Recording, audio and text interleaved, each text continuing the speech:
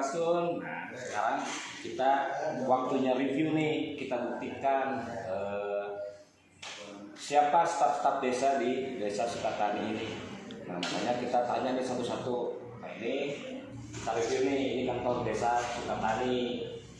Nah, pemerintah Desa Sukatani. Jadi ada namanya Desa Sukatani itu. Ini nama ini diberikan oleh Kang Deddy Mulyadi. Namanya itu Balai Sebarasa. Balai Sebarasa satu penyayang hati artinya. Jadi pelayanan itu harus berdasarkan ya ini nih, desa berbasis digital. Kita di desa sudah berbasis digital. Sudah sesuatunya mudah dan perangkat-perangkat desa ini belajar sendiri. Kita belajar sendiri. Nah, gitu. Ini bagian pelayanan 2. Nah, kita masuk ayo. Kita masuk. Nah, saya pengen buktikan bahwa di Desa Sukatani itu perangkat desa tidak ada satupun yang dipecat. Nah, kenapa kita berpikir seperti itu? Karena ada undang-undang yang mengaturnya.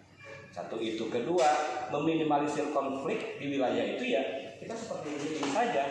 Jadi nggak usah ini pecat, ini bukan, ini aja. Oh, ini bapaknya ke saya. Nah, ini juga sama Teuci, ini Teuci. Ini ada nih, ini kasih pem dulu warganya nggak dukung saya, tapi tetap masih di sini, tuh kan? Ini bendahara. Nah itu tuh Panana namanya tuh. Nah ini Panana, ini keponakannya incumbent, nggak ada, kita pecat semua. Jadi semua yang bekerja di sini khususnya adalah warga Desa Sukatani gitu. Nah ini Pak Iwan. Jadi ada yang mengundurkan diri itu bukan dipecat, memang keinginan mereka. Jadi nggak ada kita memecat, betul nggak? Ada yang dipecat nggak? Ada yang dipecat? Kan nggak ada. Nah, jadi sebetulnya konflik di wilayah itu siapa yang meminimalisir? Ya kita lah, kepala desa yang harus meminimalisir. Jadi setelah pengumuman pemenang itu telepon, silaturahmi, minimalisir. Dan yang paling penting itu untuk menekan konflik di wilayah, tingkatkan karyanya, itu yang paling benar. Jadi jangan sampai kita bergelut dengan konflik. Kalau kitanya hanya berpikir konflik, biarkan aja konflik itu. Nanti juga akan reda sendiri dengan karya yang sudah dibuat. Makanya ciptakan inovasi-inovasi yang ada di wilayah masing-masing. Jadi jangan hanya ada anggaran, terapkan. Kalau begitu semua aja bisa. Nah, ini saya udah menjabat ini 1 tahun lebih. Dulu desa nggak begini. Dulu desa tuh kalau kata orang Sunda tuh sayang manuk tuh apa tahu nggak? Kandang burung. Nah, inilah desa. Nah, inilah pelayanan tuh harus seperti ini. Jadi minimal warga kita tuh akan puas dengan pelayanan. Itu aja dulu yang mendasar. Jangan dulu berbicara panjang lebar. Bagaimana pembangunan ini saja. Berikan dulu pelayanan yang baik.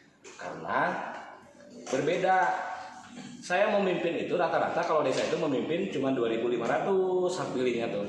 Kalau saya itu 11.000, jiwanya itu 14.000, hampir 1 kecamatan. Nah, makanya tidak mudah memimpin di Desa Sukatani ini. Perlu kerjasama dan perlu ini yang dinamakan leadership-nya. Jadi ya kepemimpinan ini di sini tuh ya memang harus dipimpin ya di sini. Karena memimpinnya juga bukan memimpin seperti desa-desa lain yang hanya warganya itu cuma 2.500, 2.000, bahkan ada yang 1.000 warganya. Terus anggaran dana desanya pun sama. Makanya ini kalau kita tidak mempunyai konsep memimpin dengan jumlah penduduk seperti ini ya susah. Nah, terkait yang jabatan KB 9 tahun, saya rasa sudahlah, mendingan kita lebih concern ke Undang-Undang Nomor 6 2014. Bagaimana caranya desa itu bisa berdaulat. Kita selama ini bermusyawarah desa, bermusyawarah desa.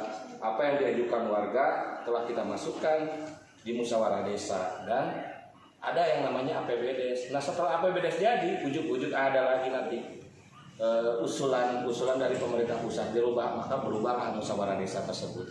Itulah yang mengganggu, makanya kita berupaya melalui APDESI, Asosiasi Kepala Desa, bahwa kita concern merevisi Undang-Undang Nomor 6 Tahun 2014 itu lebih ke desa berdaulat. Nah, gitu.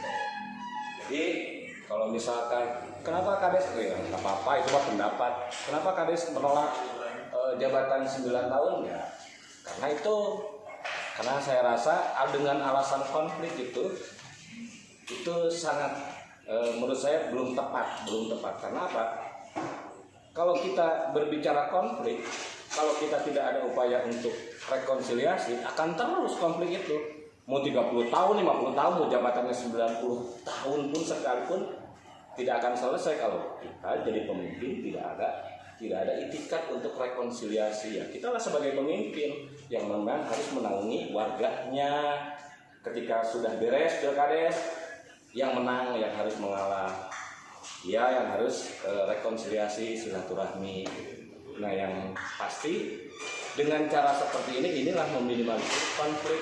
Kalau kita ganti semua perangkat desa, itu akan menimbulkan masalah baru. Satu, manajemen ini akan dari nol kembali. Tidak gampang loh mereka ini bisa menjadi perangkat desa.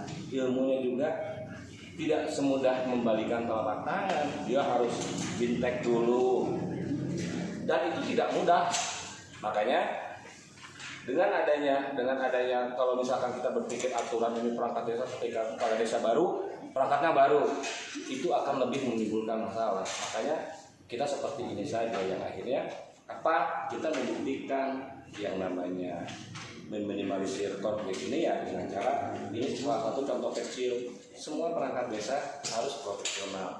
Nanti pun ketika pilkades nanti pun perangkat desa tidak boleh yang namanya ikut dalam politik praktis. Dia harus netral, dia harus profesional sehingga siapapun kepala desanya ini loh staf desanya. Adapun nanti misalkan perangkat desa yang baru itu ada misalkan perangkat desa yang lama karena dia memang mengundurkan diri atas kehendak dia, bukan atas desakan kita. Nah makanya meminimalisir konflik itu dengan cara-cara seperti ini lebih bijak daripada kita karena daripada kita pecat ini semua. Lebih bijak tuh sekarang lebih concern kepada Undang-Undang Nomor 6 Tahun 2014. Jadikan desa itu berdaulat. Oke? Hatur nuhun. Terima kasih. Assalamualaikum warahmatullahi wabarakatuh. Sampurasun.